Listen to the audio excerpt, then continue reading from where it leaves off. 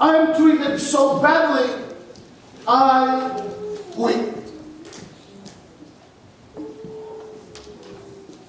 And implied in his resignation speaks is the manner of how God had told him.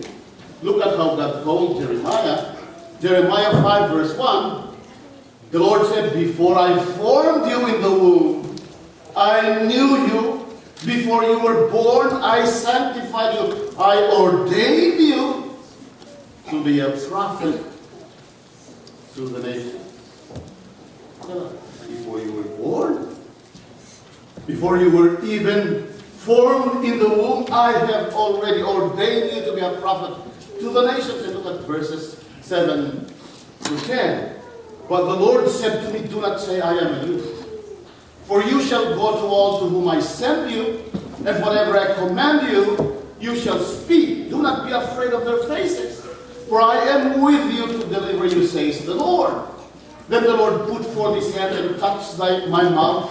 And the Lord said to me, behold, I have put my words in your mouth. See, I have this day set you over the nations and over the kingdoms, to root out and to pull down, to destroy and to throw down, to build and to plant. So here we see God calling Jeremiah into the ministry. And actually this is the basis of his complaints. He was saying, God, you have persuaded me. Lord, I did not volunteer for this job. In fact, oh God, you made me a promise that if I will deliver your message to the nation, you will be with me, that you will be beside me, that I will not stand alone. And Lord, I waited for you to show up last night. I had not done any wrong. I was in trouble because of your word. I was preaching what you told me to preach. But then look at the result. Lord, it happened last night. I felt all alone by myself. I'm angry.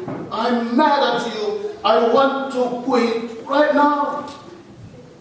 Can you feel the prophet's faith? His path has been a tough one, right? He was on the apex of depression, frustration, and anger. I have nothing but pain, Lord. You know, people who knew him best, his friends, they questioned his motivation. His sermons were considered wrong and unscriptural. In fact, when he would preach something, other preachers would get up behind him and undo what he had just done. And when he looked around for the presence of God, he can't see his face, he can't hear his voice, he can feel his presence. And no one was there to soothe his troubled soul. And so like many of us, he was honest to God and said, I'm frustrated, I'm upset, I quit. You see, there are two ways we can quit. Let me explain this with this illustration. I'm sorry to inform you that I am a Lakers fan. I just love how Kobe plays basketball. In fact, the reason why I'm not interested with the NBA Finals this year is because they are not in it. But what I've observed with the Lakers in their playoff games with the Mavericks is that when Kobe scores high, they would lose. The other players, the other Lakers, they don't leave the court, but they just quit playing. You know, when Kobe makes 12 points in a row, the rest of the team, they just stop playing. They become spectators. They would just watch Kobe how he is doing it. They are not leaving the court, but they are what? They have quitted playing. You know, there are some Christians who also have quit. but they still appear like Christians. Religion to them becomes something that you ought to do like a trained pet. They go to church without thinking and go through all the rituals. But at some level, the commitment is no longer felt because they already have quit the game. You know what I'm saying? And then the second way to quit is that there are those who are very determined and they boldly take off their uniform and turn away. Now let's get back to the story of Jeremiah. God didn't get mad. This is very beautiful. God didn't get mad when Jeremiah starts scolding him for all his struggles, pains, and sorrows. This omnipotent God, this all-powerful God, was not irritated when the prophet was expressing what he really felt. You know, we are trained to pray using some words that we think are sacred words. We want to sound pious and holy. When did you last pray using the words thou art, thee, thy, and bestoweth? That's not what real prayer is. Real prayer is opening of the heart to God as to a friend. Did you get that? It's being intimate enough to show even the ugly side within. It's exposing everything we are, exposing everything we think. It's being real to God. And this is what Jeremiah is doing, opening his heart to God. God, you tricked me. You seduced me. You're a fair. I'm quitting. I'm now taking off my uniform. I'm done. But as he walks away from God, he turned back to him and said, but. Did you know what he said? He said, but. You know, I thank God for the but. This is the conjunction, right? But. As Jeremiah gives up his sacred vocation, he turned back and sheepishly says, Lord, can I change my mind? Can I change my mind, Lord?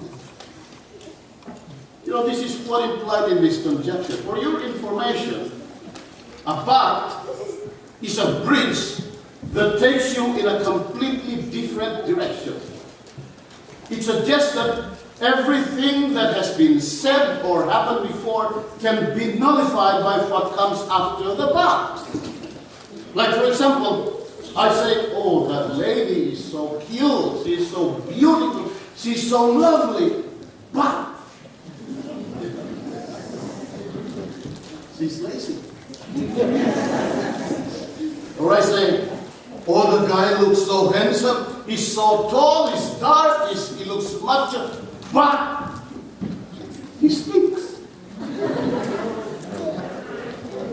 But is a modifying word that changes everything before the but.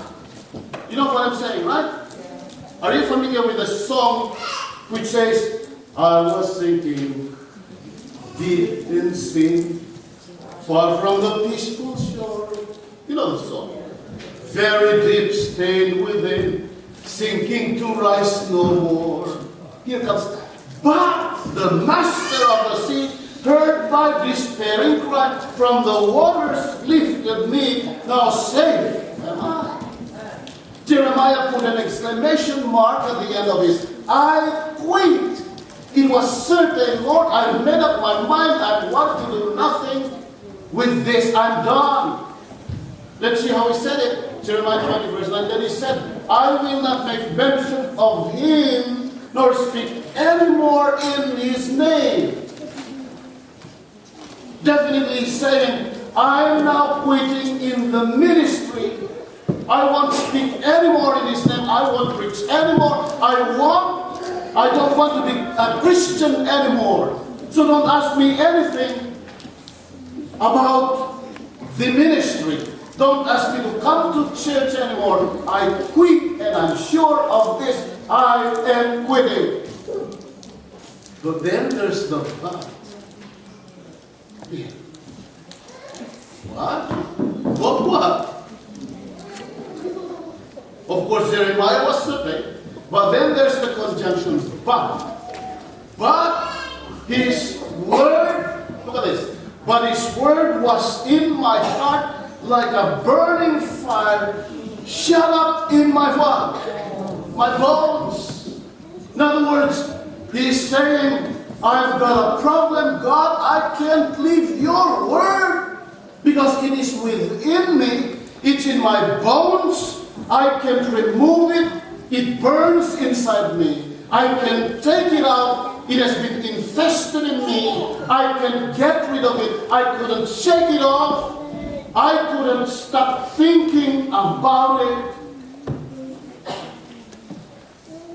My brothers and sisters, have you ever had a Jeremiah moment in your Christian experience? Have you ever been confused?